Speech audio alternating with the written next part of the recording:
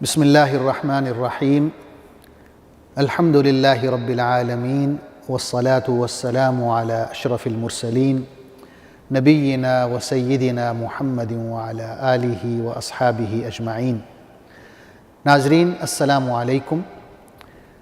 سیرت النبی صلی اللہ علیہ وسلم کے حوالے سے ہماری گفتگو جاری ہے، اور آج اس سلسلے کا 42واں پروگرام ہے۔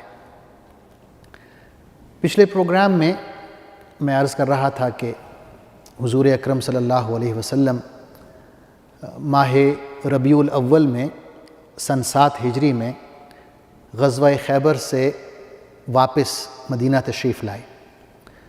ابھی مدینہ آئے ہی تھے کہ اسی مہینے ربیع الاول کے ہی مہینے میں آپ کو اطلاع ملی کہ قبیلہ غطفان کے 2 بڑے بڑے ذیلی قبیلے ہیں، بنو ثعلبہ اور بنو محارب، یہ اکٹھے ہو رہے ہیں اور مدینہ پر حملے کی تیاری کر رہے ہیں۔ اب اگر آپ تھوڑا سا ماضی کی طرف جائیں تو ہم یہ دیکھتے ہیں کہ پچھلے سال یعنی سن 6 ہجری میں حضور صلی اللہ علیہ وسلم نے کفار قریش کے ساتھ معاہدہ کیا، جسے صلح حدیبیہ کہا جاتا ہے، اور پھر اگلے سال یعنی سن 7 ہجری میں آپ صلی اللہ علیہ وسلم نے خیبر فتح کر لیا، اور خیبر کے ارد گرد جتنے بھی علاقے تھے، چھوٹے چھوٹے شہر تمام فتح کر لیے۔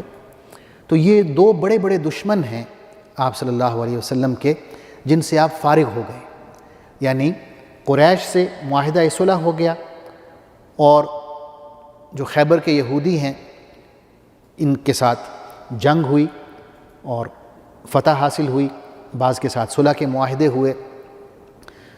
تو اب صرف تیسرا بڑا دشمن رہ گیا تھا، جو نجد کے بدو قبائل تھے۔ ان کا مسئلہ یہ تھا کہ ان کے پاس کوئی بڑا شہر نہیں تھا، جیسے اہل مکہ کے پاس ہے، یا خیبر کے پاس ہم دیکھتے ہیں کہ یہودیوں کے پاس بڑے بڑے قلعے تھے جن میں وہ محصور ہو جاتے تھے۔ تو اس طرح کا کوئی سین نجد میں نہیں تھا۔ منتشر قبائل تھے، جنگ کے لیے اکٹھے ہو جاتے، اس کے بعد پھر حملہ کرتے یا لوٹ مار کرتے، اور پھر وہ صحرا میں روپوش ہو جاتے، بھاگ جاتے۔ تو حضور اکرم صلی اللہ علیہ وسلم نے بھی ایسے کیا کہ مختلف اوقات میں ان کی طرف فوجی دستے بھیجتے رہے اور انہیں منتشر کرتے رہے۔ لیکن جب جو ہی اطلاع ملتی کہ یہ اکٹھے ہو رہے ہیں، مدینہ پر حملے کی تیاری کر رہے ہیں، تو آپ صلی اللہ علیہ وسلم فوراً رد عمل دکھاتے اور ان پر حملہ کرتے۔ تو اس دفعہ بھی ایسا ہوا کہ آپ صلی اللہ علیہ وسلم ابھی غزوہ خیبر سے واپس آئے ہی تھے کہ آپ کو یہ اطلاع ملی کہ جو غطفان کے لوگ ہیں، غطفان بہت بڑا قبیلہ ہے، اس کے آگے پھر ذیلی قبائل ہیں، تو اس کے 2 بڑے قبائل بنو محارب اور بنو ثعلبہ یہ تیار ہو رہے تھے کہ مدینہ پر حملہ کریں، اور فوجیں اکٹھی کر رہے تھے۔ حضور اکرم صلی اللہ علیہ وسلم نے 700 صحابہ کرام کا لشکر تیار کیا، اور آپ روانہ ہو گئے نجد کی طرف۔ اب آپ صلی اللہ علیہ وسلم کے پاس جتنے اونٹ تھے، اس میں یہ تھا کہ ہر 6 صحابہ کے لیے 1 اونٹ میسر تھا۔ تو آپ صلی اللہ علیہ وسلم نے صحابہ کرام کو 6 کی ٹولیوں میں تقسیم کر دیا۔ صحیح بخاری میں حضرت ابو موسیٰ اشعری رضی اللہ عنہ فرماتے ہیں کہ جب ہم اس غزوہ پہ نکلے تو ہمیں اتنا زیادہ پیدل چلنا پڑا کہ ہمارے پاؤں پھٹ گئے۔ ابو موسیٰ اشعری فرماتے ہیں کہ میرے پاؤں بھی پھٹ گئے اور میرے ناخن تک جھڑ گئے۔ فرماتے ہیں کہ ہم نے پھر اپنے کپڑے پھاڑ پھاڑ کے پاؤں پر باندھے تاکہ خون بند ہو سکے۔ اسی لیے اس غزوہ کو غزوہ ذات الرقاع کہتے ہیں۔ رقاع کا جو لفظ ہے، یہ رقعہ کی جمع ہے۔ اردو میں بھی ہم یہ لفظ استعمال کرتے ہیں، ہم رقعہ کہتے ہیں۔ کاغذ کا ٹکڑا ہو، کسی کو آپ نے رقعہ لکھ کے بھیجا، تو کپڑے کے ٹکڑے کو بھی عربی میں رقعہ یا رقعہ کہتے ہیں۔ اس کی جمع جو ہے رقاع ہے۔ تو اس غزوے کو غزوہ ذات الرقاع اسی لیے کہا گیا کہ صحابہ کرام نے کپڑے پھاڑ پھاڑ کے اپنے پاؤں پر باندھے، اور کیونکہ جوتے ٹوٹ گئے تھے، ان کو پیدل چلنا پڑا، اتنا طویل فاصلہ تھا کہ پاؤں زخمی ہو گئے اور انہوں نے وہ کپڑے پھاڑ پھاڑ کے اپنے پاؤں پر لپیٹے۔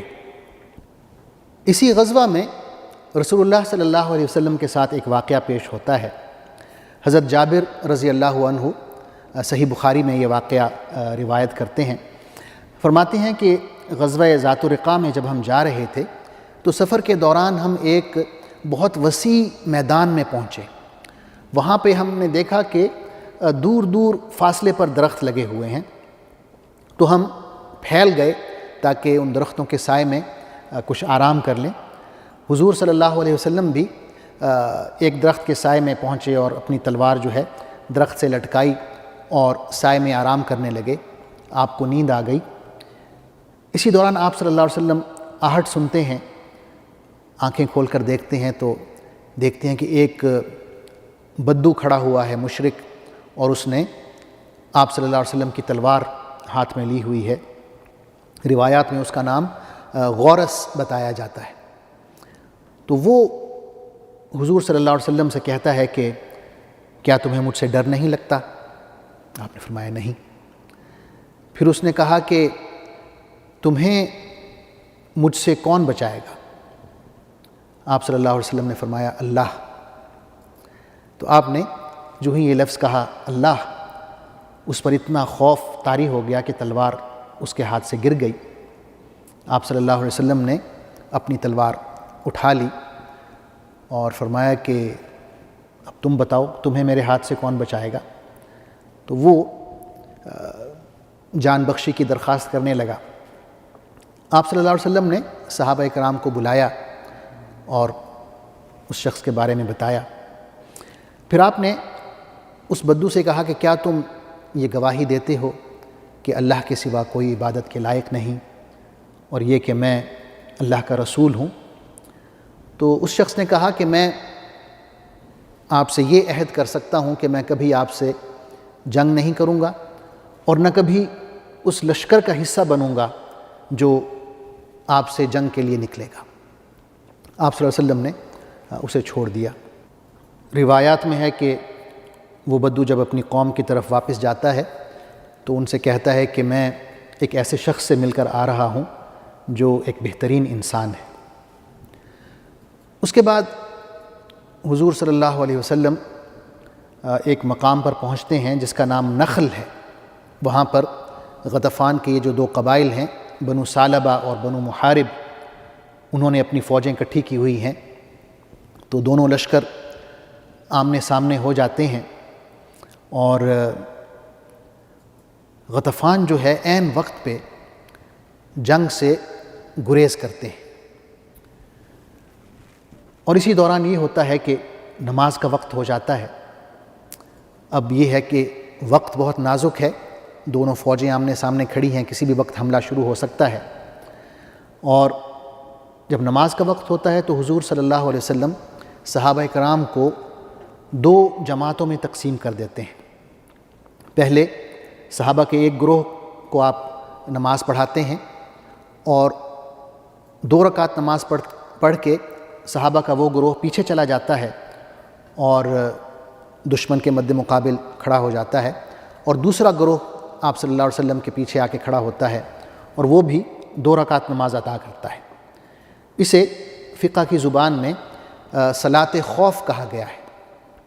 اس میں آپ صلی اللہ علیہ وسلم 4 رکعت پڑھتے ہیں اور صحابہ کرام جو ہیں وہ 2 رکعت نماز ادا کرتے ہیں۔ جیسا کہ میں نے عرض کیا کہ غطفان جو ہیں حضور اکرم صلی اللہ علیہ وسلم سے جنگ نہیں لڑتے، جنگ سے گریز کرتے ہیں اور منتشر ہو جاتے ہیں۔ تو آپ صلی اللہ علیہ وسلم مدینہ کی طرف واپس لوٹتے ہیں۔ واپسی پر ایک مشرک عورت کو صحابہ کرام گرفتار کرتے ہیں، غالباً وہ جاسوس ہوتی ہے۔ تو اس عورت کا جو خامند ہے وہ یہ منت مانگتا ہے کہ جب تک وہ محمد صلی اللہ علیہ وسلم کے ساتھیوں میں سے کسی ایک کو قتل نہیں کرے گا وہ گھر واپس نہیں جائے گا۔ اس نیت سے وہ اسلامی لشکر کا پیچھا کرتا ہے، اور رات کے وقت جب آپ صلی اللہ علیہ وسلم پڑاؤ ڈال رہے ہوتے ہیں تو وہ لشکر تک جا پہنچتا ہے۔ رات کے وقت آپ صلی اللہ علیہ وسلم نے 2 صحابہ کرام کو یہ ذمہ داری سونپی کہ وہ پہرا دیں گے۔ ان میں ایک ہیں حضرت عباد بن بشر اور دوسرے ہیں حضرت عمار بن یاسر۔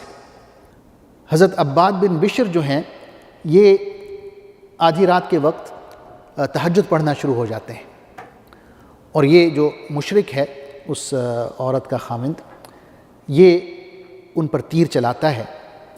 تیر جا کے حضرت عباد بن بشر کو لگتا ہے، اور آپ نماز کی حالت میں اس تیر کو جسم سے نکالتے ہیں اور پھینک دیتے ہیں۔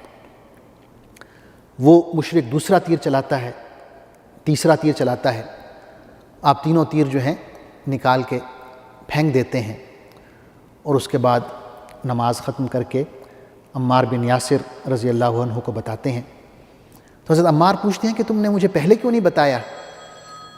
تو وہ کہتے ہیں کہ میں نے ایک سورت شروع کی ہوئی تھی، اس کی تلاوت کر رہا تھا نماز میں، اور مجھے اتنا لطف آ رہا تھا کہ میں نے مناسب نہیں سمجھا کہ سورت ختم کرنے سے پہلے سلام پھیر دوں، تو میں نے سورت مکمل کی اور پھر نماز ختم کی۔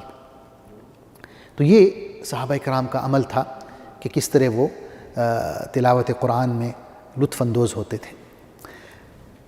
ناظرین، یہ جو غزوہ ہے، غزوہ ذات الرقاع، اس کے بعد حضور اکرم صلی اللہ علیہ وسلم نے تقریباً 7-8 فوجی مہمات روانہ کی۔